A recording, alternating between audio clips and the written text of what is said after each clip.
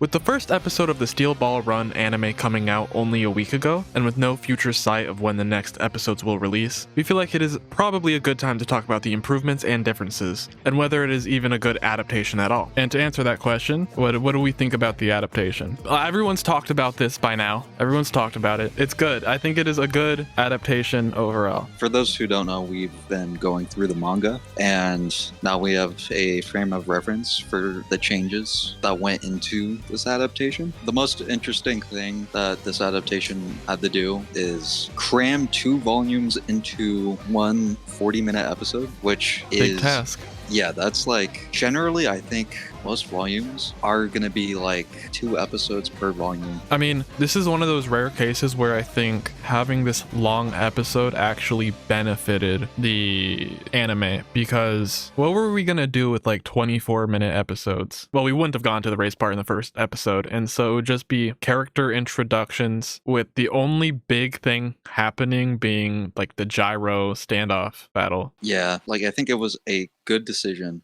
to basically trim off some of the fat and make this just big episode to hook new viewers. What to me is interesting is for like all the previous adaptations of JoJo, especially the first 3, they take everything from the manga and then like put in more. Like Stardust Crusaders is like one of the shorter parts, but in the actual show, it is the longest by like 10 episodes, I think. And they were just like, we got to get everything and then more. And I do think that trimming for an adaptation can actually be like a very good thing just for pacing. But I think overall you can't knock this episode for having bad pacing, because it was constantly schmoovin'. I will say the first time I watched it, it was like 12 a.m. and I was tired. I was expecting slower pacing because that's what the manga provides. It's a lot of exposition for the first chapter or so, and that's kind of what I was expecting. And when it just moved by as fast as possible, I felt like I couldn't catch up, because I was like, my mindset was so set on, oh, this will be slower, but that was just not the case. But after rewatching it again, like, I really like the speed of how they paced everything. Yeah, I guess we can like go through some of the changes. I think the first major change would be Sandman. Sandman's sister doesn't exist. He doesn't get slapped.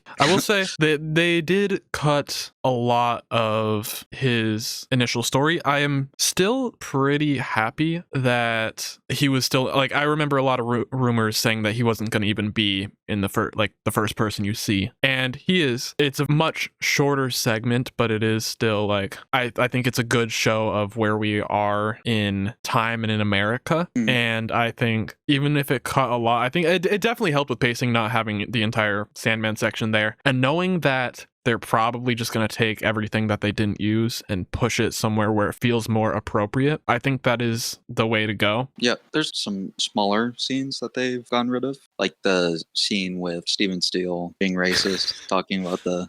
Probably for the best. Like Steven Steele basically in the manga has a lot of questions, especially with, oh wait, your wife is 14? Yeah, they do not cover or go over any of that, by the way. I think that they want to make Steven Steele a more likable character. Eventually in the manga, you're supposed to like him. But like the connection with Sandman is, I really liked Sandman's introduction in the manga. You can go watch the video. He was like our favorite character during it. And I do think them cutting out some of the backstory makes him not as, likable. He's not as compelling in the anime. They sacrificed that to make it so that like all the characters kind of have the same amount of screen time. Every major character like Gyro, Johnny, Sandman, Pocoloco, they all get pretty similar screen time, and I think that's good, just because like I don't think they could fit all the stuff that happened to all those characters in the manga. Trimming stuff here and there does make sense for an adaptation, and I don't hate it. Yeah, I agree. I guess for like backstories, they did shorten Johnny's backstory a little bit, while also, I think,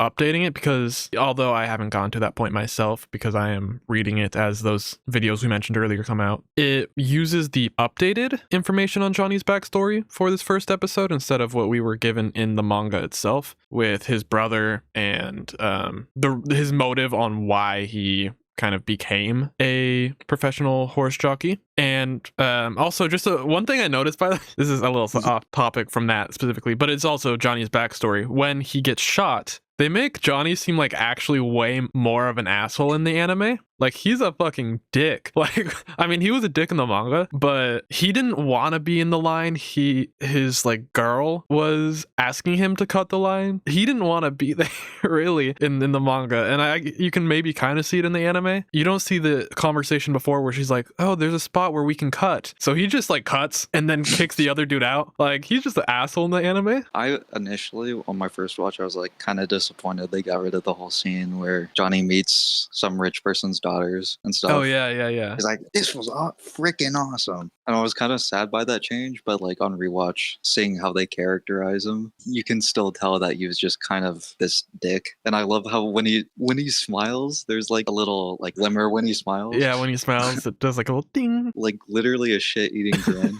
Like that's an example of like adaptation, changing some things around for time, but still conveying the same information like super well. Yeah. They also changed like some lesser important thing, like where the placement of Poco Loco's backstory kind of is, where instead of it being like in the second chapter or like third chapter or something in the middle of Gyro's fight with the burglar, it's just placed before he jumps the ravine, which is a much more convenient place for the anime to put it. And this is where like mediums are kind of different, where it was kind of a fresh breath of air in the manga to cut to someone else's story at the beginning of a chapter after we get like a cliffhanger. That wouldn't have worked in anime. That would have been jarring, just like midway through Gyro about to beat the shit out of this dude and it cuts to Poco Loco laying in the grass fields counting clouds. Like that's it makes no sense. And then also they changed they pretty much didn't change, they kind of just removed the forest scene during the race. Just that handful of chapters, they cut a lot out of, like a lot of, like you think Poco Loco is in this episode a lot. There was multiple scenes taken out, which I actually think is a good thing because Poco Loco low-key kind of got annoying by the end of the first checkpoint. Oh yeah, I feel like we saw a lot of Poco Loco and like him just defying luck. Like that whole scene with him with the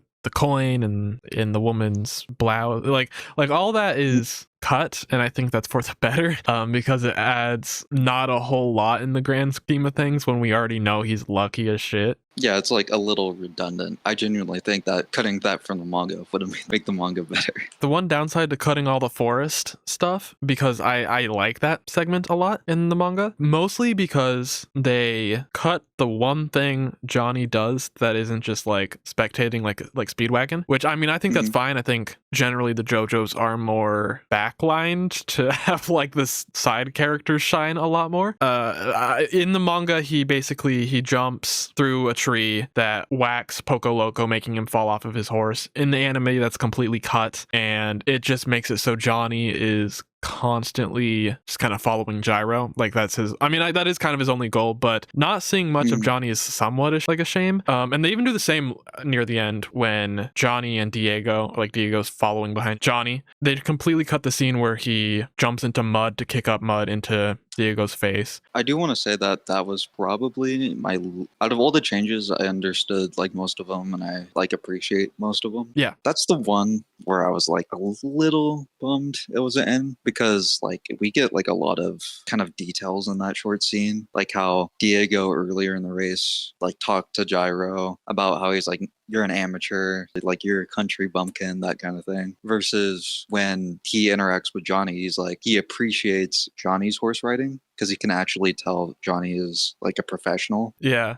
And that like makes the whole scene where it's like the one who's gonna beat Gyro is me was so hype in the manga, and it was hype in the show, but that was like one of my favorite moments. And I think it hit a little bit harder with like Johnny like actually doing something to prove that like he's in it. I mean, there's a few things that I feel like they cut from Johnny as a character, which I wish they would have kept in. And I kind of get why they cut it, to keep the flow of the race smoother. But in manga, he basically kind of narrates a lot and kind of brings up why he figures Gyro boosts or like sprints immediately, because he's relying on his horse, who is an endurance-based horse, to be able to keep him forward for most of the race. Like Johnny has this massive skill for identifying, like he's a horse jockey pro. Like that's what he was. He knows a lot about horses. He knows a lot about racing, and he knows how to, I don't know, not typecast, but he can tell why people are doing what they're doing. And that was for for the most Yeah. part cut from the anime, and I get why, because like I said, to keep the race smooth, but it was kind of a shame because I didn't get the impression as much that, oh, Johnny is a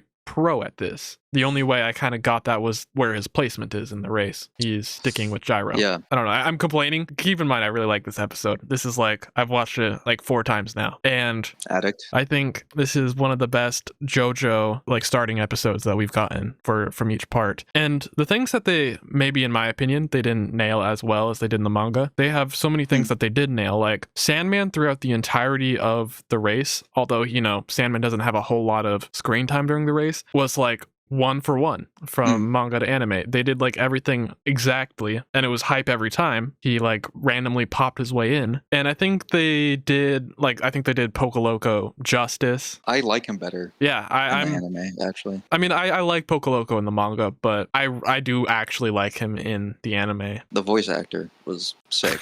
The voice actor is great.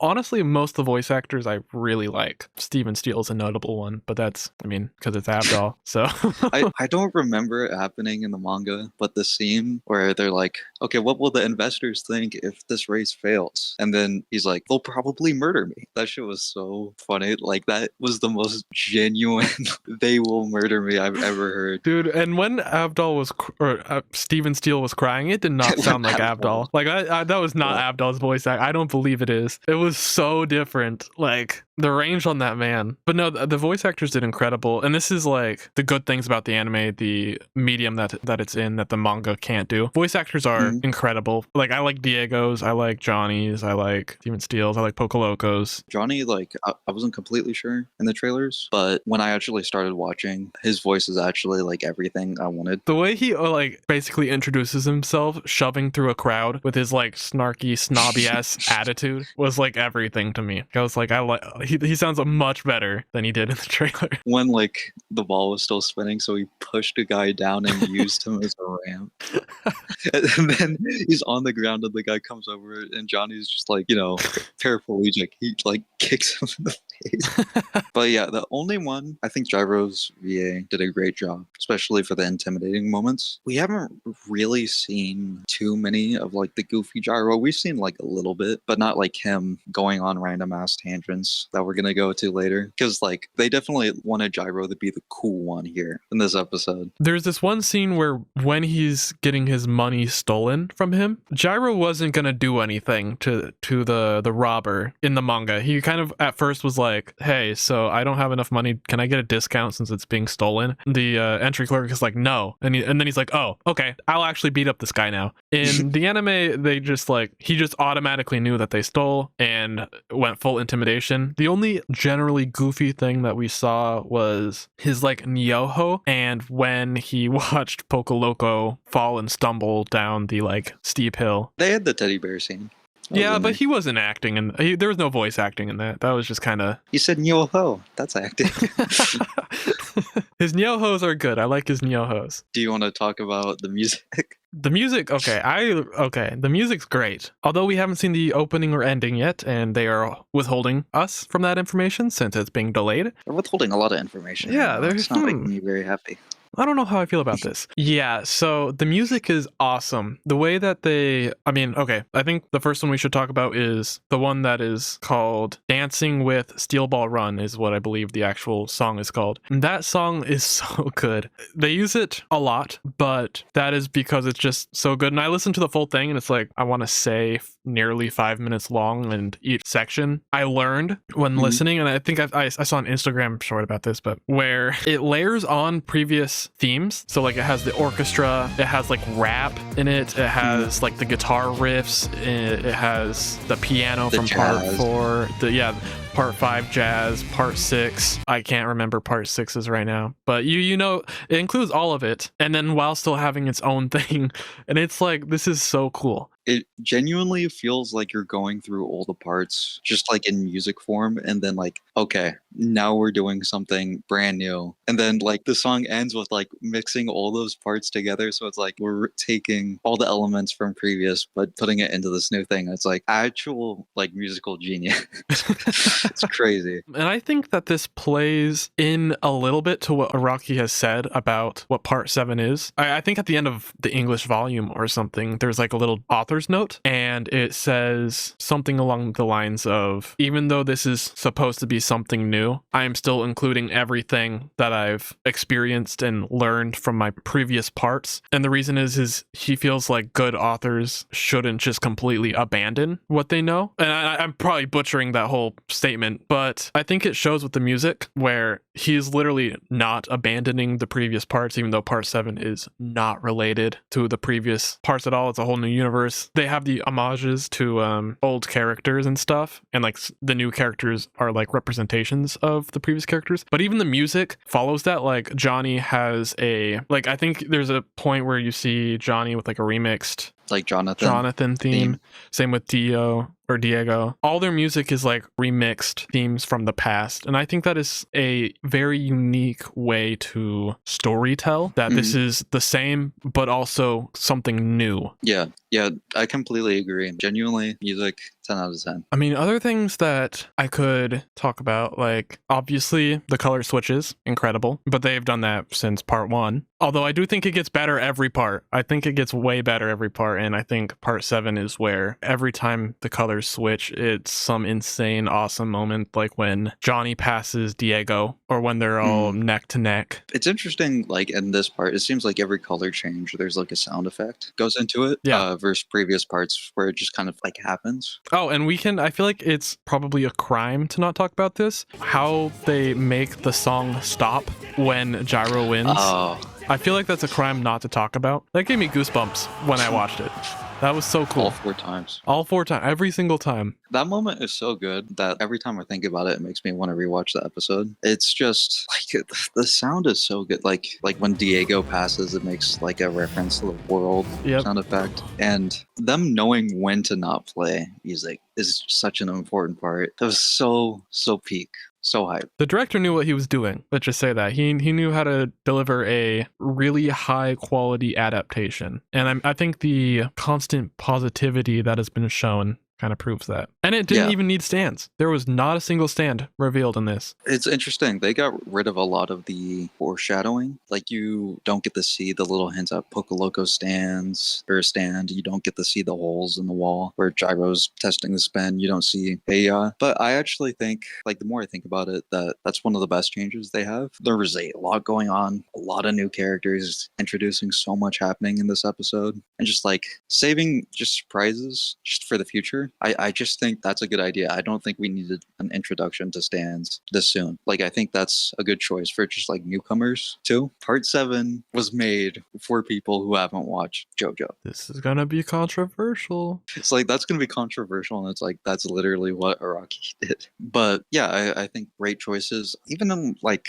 next 1 or 2 episodes, I don't even know if we're gonna see a stand. So I'm for that. I'm okay with that. I think, especially with the previous part, stands got a little overwhelming, and it's nice to like fully reel it into no stands. And in fact, we get to focus on something new, and that is spin, which is a kind of remixed Hamen. It uses the same sounds, of course, as Hamen, but we get to see that in full display, and I like that. All right, final ratings. Yeah. I think probably 1 out of 10. 1 out of 10. Yeah, 1 out of 10. You should watch Free Rin instead.